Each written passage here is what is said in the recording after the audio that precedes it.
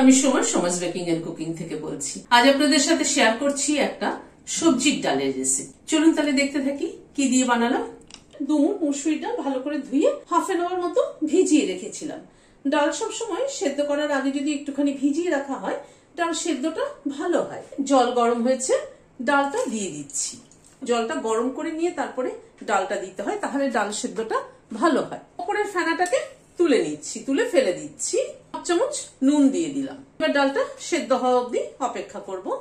এখানে 3টে পটল নিয়েছি, একটা পটলকে 4 টুকরো করেছি।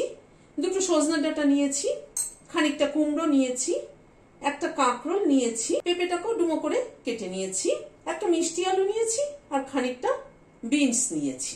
আপনারা নিজেদের পছন্দ অনুযায়ী সবজি বা যা অ্যাভেলেবেল থাকবে আপনাদের কাছে সেই মতোই সবজি দেবেন। মিনিট 10 মতো ডালটা সেদ্ধ হলো। ডালটা দেখুন কি সুন্দর ফাটা ফাটা সেদ্ধ হয়ে গেছে।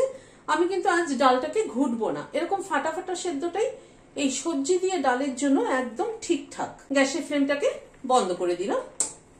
কড়াইতে সরষের তেল দিচ্ছি।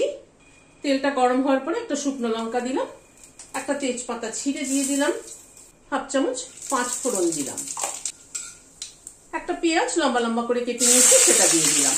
আমরা সাধারণত সবজির ডালে পেঁয়াজ ব্যবহার করি না, কিন্তু 5 ফোড়ন আর পেঁয়াজ ফোড়নে দিয়ে সবজির ডাল খেয়ে দেখবেন ভীষণ ভালো লাগে। মুসুরির ডাল, সবজির ডাল বলতে সব ডাল না, কিন্তু মুসুরির ডাল এইভাবে খেয়ে দেখবেন ভীষণ ভালো লাগে। পেঁয়াজটাকে মিনিট খানেক একটু নাড়াচাড়া করে নিলাম। গ্যাসের ফ্লেমটাকে কমিয়ে দিচ্ছি, তারপরে সব সবজিগুলো দিয়ে দিচ্ছি। 1 চামচের একটু বেশি নুন দিয়ে দিলাম, হলুদ দিলাম পরিমাণ মতো। সবকিছু দিয়ে নুন হলুদ দিয়ে সবজিটাকে একটুখানি নাড়াচাড়া করে নিচ্ছি। এবার একটু সবজিটাকে ঢেকে দিচ্ছি, সবজিটা একটু সেদ্ধ হোক। এইভাবে তেলের উপরে সবজি সেদ্ধ করলে তার একটা টেস্ট হয়, আর যদি ডালের সাথে একসাথে সবজি সেদ্ধ করে নেওয়া হয় তাহলে কিন্তু তার আরেক রকম টেস্ট হয়। প্রায় মিনিট 5-7 মতো ঢাকা ছিল, ঢাকাটা খুললাম। একটা টমেটোকে বড় বড় করে কেটে নিয়েছি, সেটা দিয়ে দিলাম।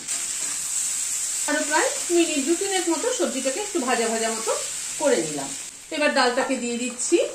এবার ডালটার সাথে সবজিটা একটু সেদ্ধ হবে।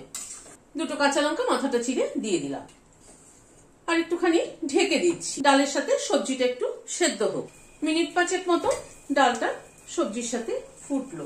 এখানে অর্ধেকটা পাতিলেবু নিয়েছি, পাতিলেবুর রসটা দিয়ে দিচ্ছি। 1/2 চামচ চিনি দিয়ে দিলাম, খানিকটা ধনেপাতা কুচি দিয়ে দিলাম, আর একটা কাঁচা লঙ্কা দিয়ে দিলাম। সবকিছুকে একবার একটু মিশিয়ে দিচ্ছি। গ্যাসের ফ্লেমটাকে বন্ধ করে দিচ্ছি। পেঁয়াজ ফোড়নে মানে 5 ফোড়ন আর পেঁয়াজ ফোড়ন দিয়ে সবজির ডাল কিন্তু দারুণ লাগে।